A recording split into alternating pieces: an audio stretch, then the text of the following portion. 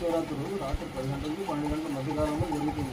10 నుంచి 12 గంటల మధ్యలో మీరు అంటే ఎలా చేస్తారు? మహాశివరాత్రి రోజు రాత్రి కళ్యాణోత్సవానికి ముందు ఎరువోద్భవ సమయానికి ఆ సమయంలో జరుగుతుంది. ఆ సమయంలో జరుగుతుంది.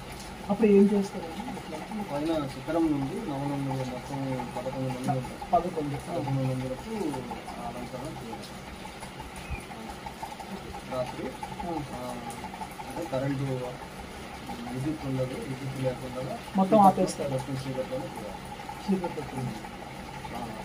అంటే ఇక్కడ నేను విన్నది ఏంటంటే చీకట్లో అంటే మనము వస్త్రం లేకపోతే దిగంబరంగా చేయాలని అంటారు. అంటే ఎందుకంటే అట్లా వచ్చింది ఆచారంగా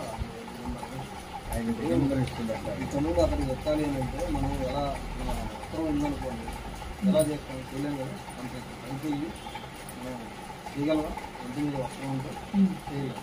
కానీ ఆ శివయ్యకి దిగంబరుడు కాబట్టి దిగంబరంగా చేయాలి. శివయ్య దిగంబరుడు కాబట్టి మనం అంటే మన మంత్రాలు కూడా ఉండవు కదా. మంత్రాలు కూడా తీసుకోవాలా? అంటే మనం ఒంటి పైన ఎటువంటి దారం కూడా ఉండకూడదు అంటారు అంతేనా? సో దారం లేకోకుండా స్వామి వారికి అది చుట్టేది అంటే ఎలా ఉంటుంది ఎలా ఉంటుంది మానవాకారంలో ఉన్నప్పుడు ఎలా ఉంటుంది ఆశ్చర్యంగా ఉంటుంది. చర్మం ఆశ్చర్యంగా ఉంటుంది అవునా? అలాగే ఆయన ఎలా అయితే దిగంబరుడుగా మనం తెలుసుకుంటున్నామో అలాగే మనం ఆ కార్యక్రమాన్ని నిర్వహిస్తాం.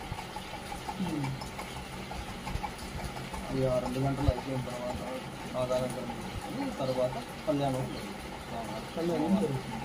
స్వామివారికి అమ్మవారికి కళ్యాణం. అది మళ్ళీ తర్వాత 5 రోజుల వరకు ఉంటుంది.